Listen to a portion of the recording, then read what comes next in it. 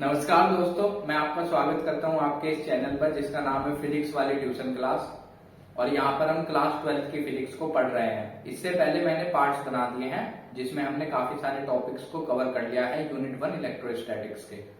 आज जो हमारा टॉपिक होने वाला है उसका नाम है electric field due to electric dipole at a point on its equatorial line और परपेंडिकुलर बाइसेक्टर और ब्रॉड ऑन साइड। तीनों इसके ही नाम है। एग्जामिनर सिर्फ कंफ्यूज करने के लिए अलग अलग नाम से पूछता है। तो इस टॉपिक को करने से पहले एक छोटा सा टॉपिक है जो मैं आपको आज करवाना चाहता हूं। यह आपके एग्जाम पर्सपेक्टिव से नहीं है, यह आपको समझने के लिए। अगर आपको यह टॉपिक समझ में आ जाता है तो उसके बाद में आपको किसी प्रकार की कोई भी दिक्कत नहीं रहेगी वेक्टर्स को सॉल्व करने में। तो टॉपिक क्या होने वाला है? टॉपिक होने वाला है कि किस तरीके से वेक्टर कंपोनेंट लिए जाते हैं। बहुत लोगों को नहीं पता कि किस तरीके से वेक्टर्स को स्प्लिट करा जाता है कॉस थीटा और साइन थीटा में। तो उस चीज को हम समझने की कोशिश करते हैं। देखिए, सपोज आपके पास में इस प्रकार से एक्सिस दे दी गई है।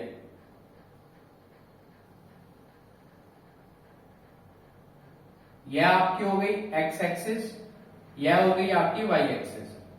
अब आपको एक वेक्टर दे दिया गया इस प्रकार P वेक्टर,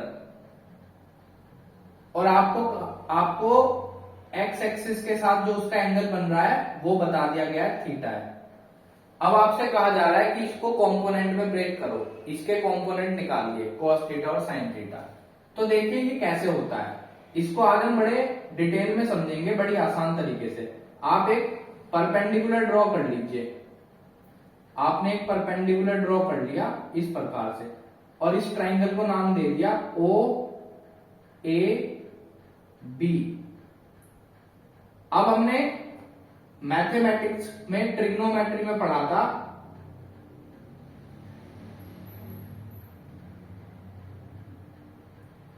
हमने क्या पढ़ा था? हमने पढ़ा था पाकिस्तान भूखा प्यासा, हिंदुस्तान हरा भरा।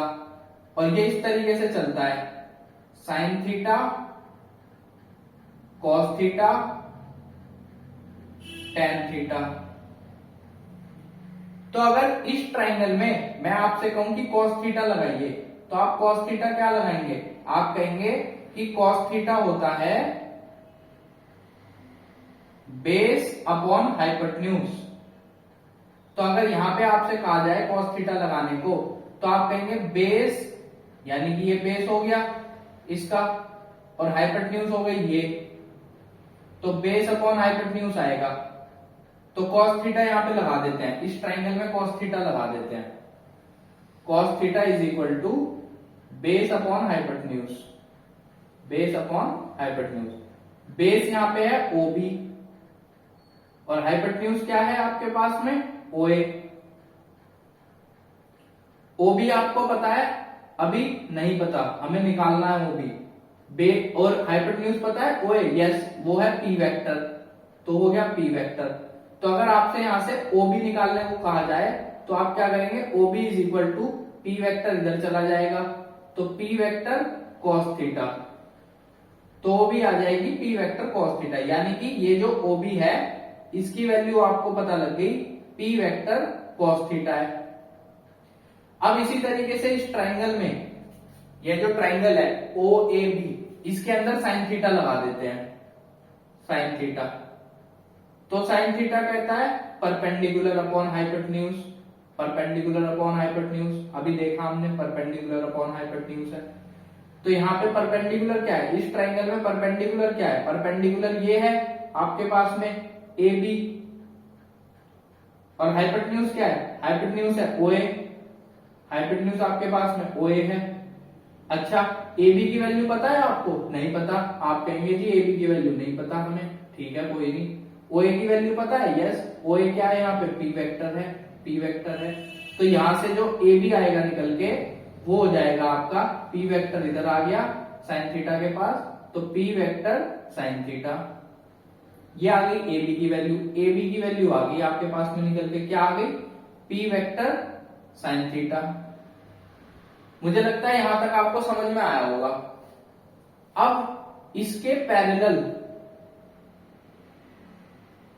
इसके पैरेलल यहां पे मार्क कर लिया हमने, यानी कि ये इतनी दूरी जो है इसके बराबर है, तो वो पी साइन थीटा है, तो ये भी पी साइन थीटा होगा, पी साइन थीटा। तो हमें यहाँ पे एक चीज समझ में आई कि जब भी किसी वेक्टर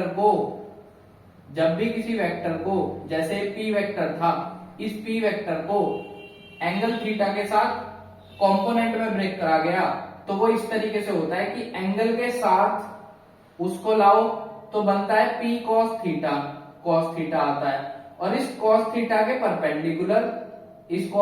परपेंडिकुलर और इस मेन वेक्टर को बीच में लेके जो बनता है उसे कहते हैं साइन थीटा। तो अब हम आगे से कंपोनेंट जब ब्रेक करेंगे तो इतनी सारी कहानी नहीं करेंगे, ये तो आपको समझाने के लिए बताइए मैंने। कंपोनेंट ब्रेक करने के लिए आपको करना क्या है, सपोज आपको एक वेक्टर दे दिया v और इस वेक्टर का एंगल दे दिया गया है इस तरीके से आपको थीटा डैश, तो आपको करना क्या है, v वेक्टर को उस एंगल के साथ रोटेट कर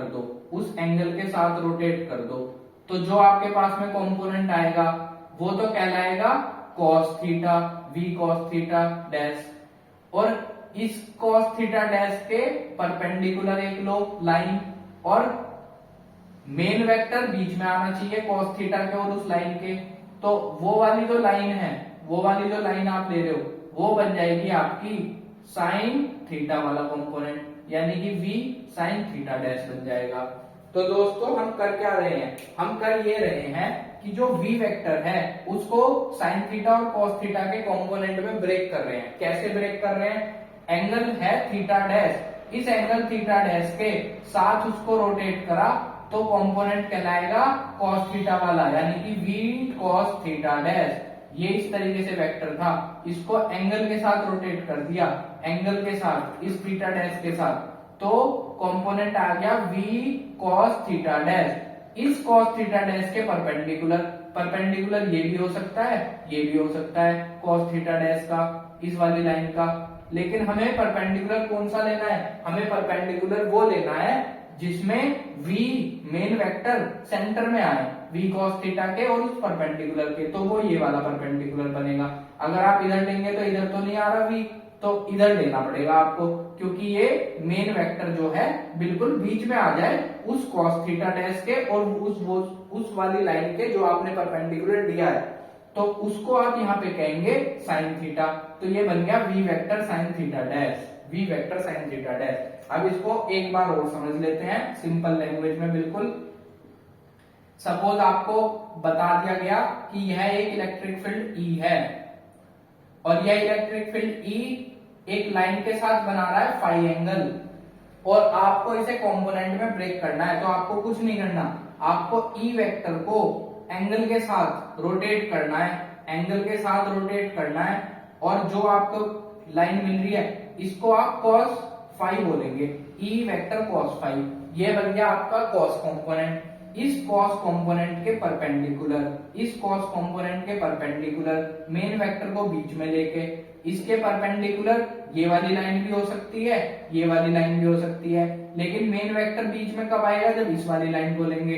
तो इस वाली लाइन को लेंगे यहाँ पर, ये वाला जो आपके पास में आ रहा है कंपोनेंट, ये हो जाएगा यहाँ पे साइन फाई। तो मुझे लगता है अब आपको ये कॉन्सेप्ट पूरी तरीके से क्लियर हुआ होगा।